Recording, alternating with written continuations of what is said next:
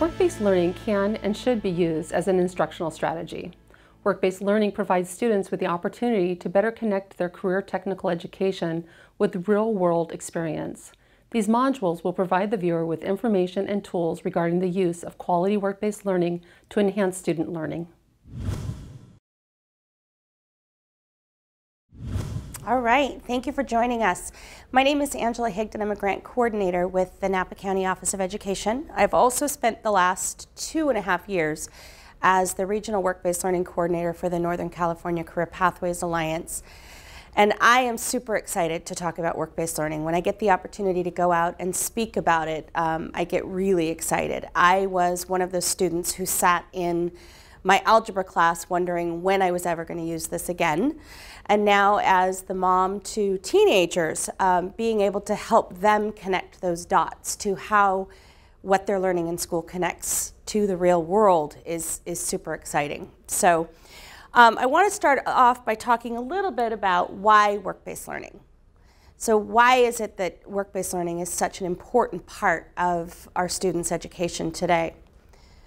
So I think first we talk about that it provides them an opportunity to explore career options firsthand through direct interaction with industry professionals. So it's not us as a teacher telling them over and over and over again in the same thing. They're hearing it from somebody else. It also prepares students for both college and career by connecting what they're learning in their classroom to real-world application. So again, that student who's sitting in that math class wondering, when am I ever going to use this, or even sitting in a CTE class, this is going to help them connect those dots.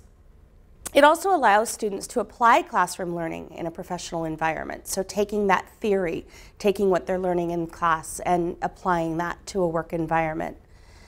And finally, it gives them a chance to develop those essential skills such as communication, collaboration, teamwork, all of which are going to be valuable no matter where they go after high school. All right, so in order to effectively implement work-based learning, we obviously need to have our industry partners on board. And so as we're out there communicating with our industry partners, we need to be able to communicate the benefits to them as well.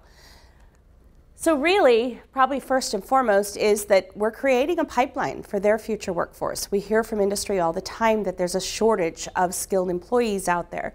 So if we're able to start those students in that training during high school and provide them those real-world opportunities, we're helping to create that pipeline for them.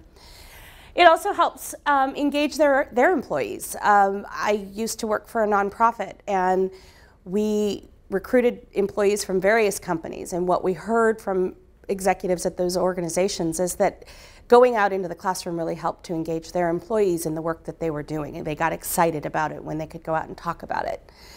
I think it brings fresh insight and new skills. Our kids know a lot of things, and so to be able to bring that fresh look, I think, is a benefit to our industry partners out there. Overall, it can boost productivity and profitability, again, for those reasons that we've already mentioned. And then finally, it feels good. When I go out and talk to our industry partners, what I hear is we want to be involved. We know we want to give back. We just need to be able to help them to know how to do that. All right, so how do we define quality work-based learning? We see a lot of great things happening. We see a lot of work-based learning activities happening, but really, what is going to make that a high-quality experience for students? So I think first we've got to make sure that it's focused on college and career readiness rather than just career or job readiness. All of these skills that they're learning through their work-based learning opportunities are also going to help them in college. It should be sequenced and coordinated rather than standalone. So in other words, following a work-based learning continuum and following it up the path. You don't want to start sending students out on things like internships before they've done other work-based learning activities. It should be supported by appropriate preparation and follow-up. Again, preparing those students before they go out, making sure that they know the experience that they're about to have and that they can ask good questions. And then following up to help them make that connection to the classroom, I think is vital. Again, going back to that student sitting in an algebra class who is trying to figure out why they're there and how that's going to connect to real life. And so by doing that follow-up with students, it can help them connect that. It should be integrated into the career pathway and connected to the classroom learning. That's not to say that there's not some really great work-based learning opportunities happening for students where it's not directly connected, but if you can connect it to that career pathway, that CTE pathway, it's going to be that much more meaningful for them. And then it should be driven by student outcomes rather than activities. I think it's very easy to get caught up in, I've got to have X amount of job shadows or internships. And really what we should be doing is looking at what are the outcomes? What do we want our students to know from this? And then work from there. And that'll best kind of drive what sort of activity we should be looking at doing with those students. So quality work-based learning is work-based learning used as an instructional strategy. Again, something that we embed into the work that we're doing in the classroom. So if you've seen a work-based learning continuum, you've probably seen 2 or 3 different versions of the work-based learning continuum. I know there's a lot of them out there. The one that I've got here, we created just really to be more CTE friendly. So rather than the one that I know of is the linked learning continuum that focuses on grade level, 9th grade, 10th grade, 11th, and 12th. We actually took that and said, let's look at how this relates to a CTE class. So typically you have your intro course, your concentrator course, and your capstone course. So much of the information that you see in the continuum is going to be the same. We've just put it into a format that makes a little bit more sense for our CTE teachers. All right, so I mentioned earlier, we talked about the importance of preparation. You want to make sure when you're sending your students out that there has been preparation. There is nothing more painful than having a guest speaker come into a classroom and have the presentation over and there's no student questions coming. So you want to make sure that you're doing some preparation with them. It could be something as simple as online career exploration, making sure that they're researching the company or the person that's coming in. You might want to actually prepare a list of questions with them the day before. I've seen some teachers go as far as even to assign specific students to questions, and so you can take that as far as you want it to. But at the very least, what you should be doing is make sure that they know something about the company that they're going to be interacting with. Job readiness skills training, particularly if you're looking at job shadows or internships, you want to make sure that you've done some soft skills training with the students. If you send those students out and they're not prepared, and the industry partner has a bad experience, you're probably not going to get that industry partner to do it again. So there are a number of things that are available. We, in our region, had workshops that we would have folks push into classrooms and do. We had curriculum available to teachers. ECHO is another one through ConnectEd Studios that's available that currently is free. So something that you can look into for that. You want to make sure that the expectations are clear. You want to make sure that the students know how are they supposed to dress. Again, what types of questions are appropriate, what would not be appropriate. So making sure that you do that. And again, for those higher level work-based learning experiences, things like a job shadow or perhaps an internship, I would make sure that your students have a resume prepared.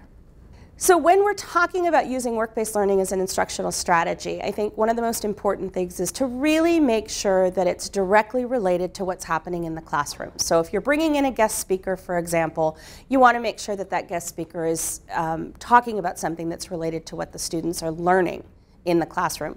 The example that I like to use is if you're teaching a unit on nutrition, for example, that would be the time to have a guest speaker come in, a registered dietitian, or perhaps have the students go and look at some work site that would be related to that. So to do that, the best thing is to map your CTE topics by month, take a look at them, and we're going to do some tools that might help you do that. And then brainstorm the activities that might best fit into that particular topic. How might that look? If you have an opportunity, is there a place where you can integrate? Could you work with an academic teacher to possibly pair up and look at how that might look? And then identify your partners and look at a schedule and create that schedule either by quarter, by semester, by year.